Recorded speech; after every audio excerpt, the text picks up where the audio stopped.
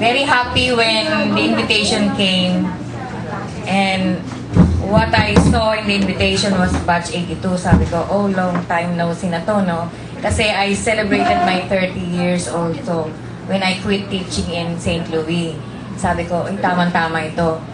Sabi ko, I will see Maglaya, yung mga matatalinong nagdaan sa akin, Rhinestone. I was at their advisor ng Fortune, Miss Santiago, Mrs. Dimasin. So, undergrad teacher nila ako. I remember them, some of them, lalo na yung G-Force ko, nung Rhinestone pa. The rest, I do not remember, kaya sorry kung hindi ko naman nakikilala. Ilan lang nakikilala ko yung hindi nag-change ang face. Sino yan, ma'am?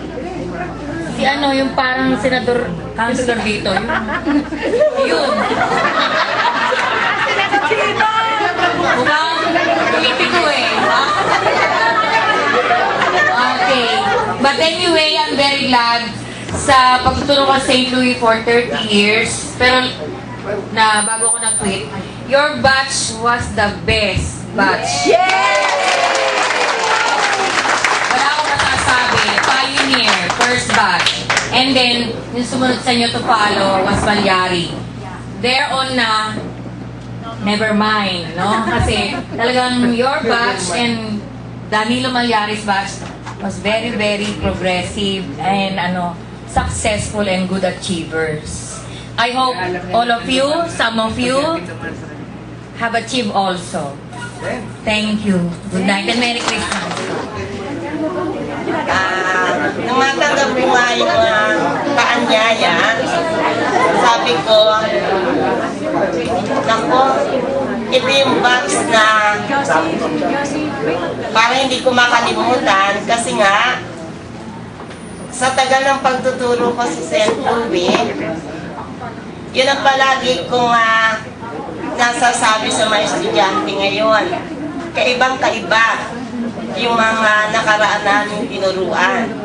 Kasi sa tingin lang nakukuha namin. Ngayon kahit na sumigaw ka, hindi ka papansinin na estudyante. Kaya, ang pinananalangin ko lang sa inyo, pagpatuloy sana kayo sa inyong mga tagumpay, ang ating mga lugati ay matamo natin ng walang hubay at ganap ang aking pasasalamat sa bawat isa sa inyo sapagkat hindi nyo kami nakakalimutan. Kaya sana gabayan kayong parati ng ating buong may kapal at huwag kayong makalimot sa Kanya. Kahit na nga tayo ay nasa rurok ng ating tagumpay, ang lagi kong paalala, huwag tayo makalimot sa nasa itaas. At ang pagpapakumbaba, kahit na tayo ay nakarating sa ating mga paruroonan, ay huwag tayo makalimot sa lumingon. Ang ating mga, kaya nga, marami akong natatanda ang mga mukha dito. Pero yung pangalan, parang medyo nakakalimutan ko. Pero sa tagal ng pagtitig ko sa kanya, naalala ko. Kaya yung mga pasaway kasi natatandaan ko. Ilok ko, kasi,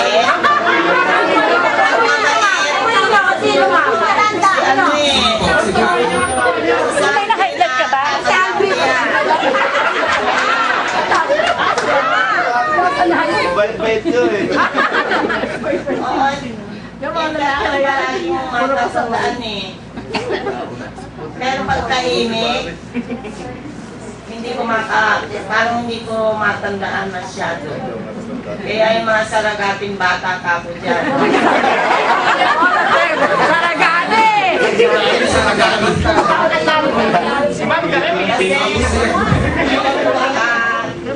Kasabay mo si Ma'am Razo nung magpaalam ako sa St. Louis.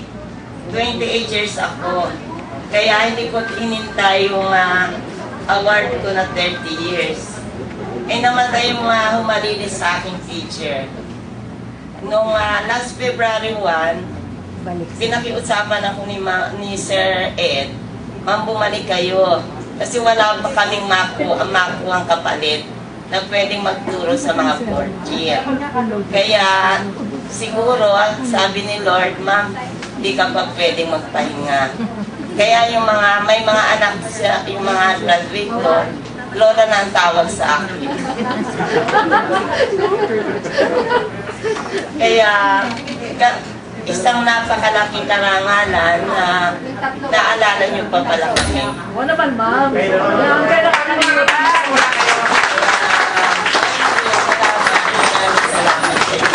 magsasalita. Ba't magsasalita ako? Pero, punong-puno ang puso ko sa kaligayahan. Na, alam kasi, yung batch niya talagang wala nang balak na mag-reunion. Kasi yung batch na ito lamang, yung section, ano ba section kayo? Topak?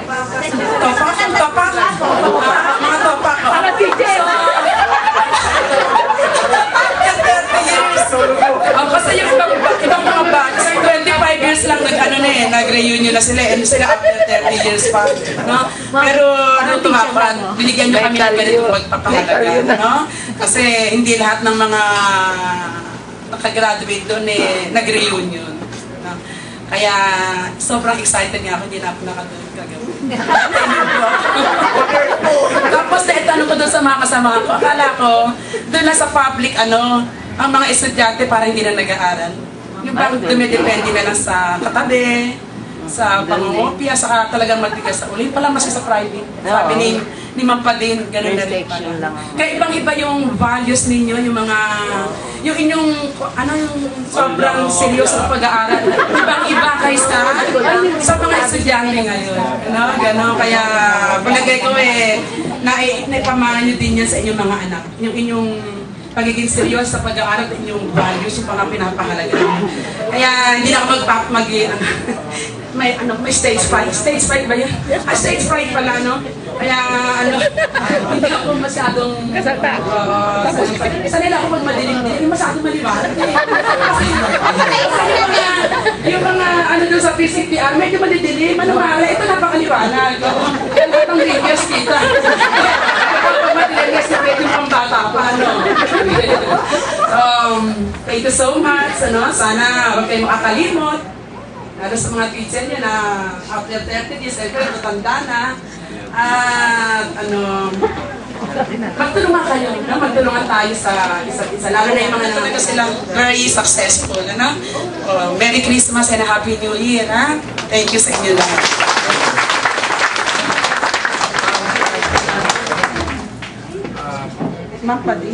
Pero alam niyo, natutuwa ako kasi the first time na i-attend ang alumni, na-discourage kami ni Ma'am Biz at saka ni Miss Raso na hindi katulad dito, siguro dahil sa hindi tayo nagkakalayo na edad, Yes, ako ay 56, siguro kayo 55 na, 45. Parang 45 tayo lahat dito. Oo, kaya sabi ko, ako'y galing pang Bulacan doon ako nauwi ngayon. Sabi ko, 1982 ayoko, sabi ko. Pero nag-usap kami ni Miss Raso na, sige, matin tayo. Sabi ko kanina, ate, umuulan na. Baka gusto mo tayo matin. Pero hindi ako nangihinay na nandito ngayon. Kasi nga, ang sasaya niya, tsaka parang of the same age level tayo.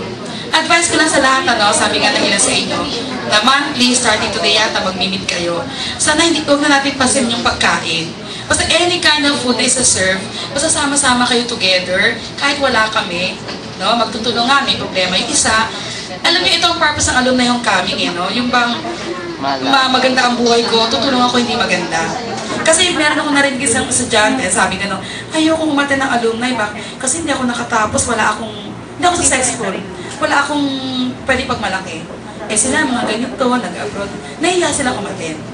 Tsaka tama yung may uniform kayo, walang pagandaan ng damit. So, emphasize nyo lang yung hindi kailangan yung magko-contribution na malaki, ganito ang kakainin. Basta, sama-sama kayo nakakain, tapos magtutulungan, sabi nga ni Mang Dimasin, kung ano yung problema ng isa, ito ang pinaka-importante, ito ang pinaka-magaling ng batch. So, siguro, hindi na kayo